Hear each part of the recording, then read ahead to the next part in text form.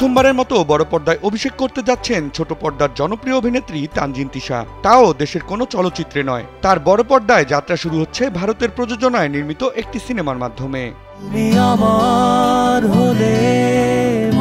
পশ্চিমবঙ্গের টলিউড ইন্ডাস্ট্রির রোমান্টিক ঘরানার ছবি ভালোবাসার মৌসুমে অভিনয় করবেন তানজিন তিশা।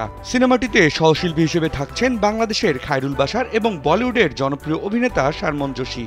এছাড়াও এই সিনেমায় গুরুত্বপূর্ণ একটি চরিত্রে নজরে আসবেন টলিউড অভিনেত্রী সুস্মিতা চট্টোপাধ্যায়। তোমাকে কষিয়ে একটা থাপ্পড় দিয়ে হাতের 5 আঙ্গুলের ছাপ আপনার গালে বসিয়ে দিই, এখন একটা দিন।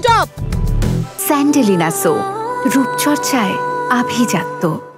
ছবিটি পরিচালনা করেছেন এম.এন. রাজ, যিনি এর আগে জিৎ অভিনীত রাবণ সিনেমাটি পরিচালনা করে প্রশংসা কুড়িয়েছেন। চিত্রনাট্য অনুযায়ী ছবিটিতে শারমন যোশীকে দেখা যাবে প্রফেসর আবির চরিত্রে এবং তানজিন তিশাকে দেখা যাবে ছাত্রী হিয়া চরিত্রে।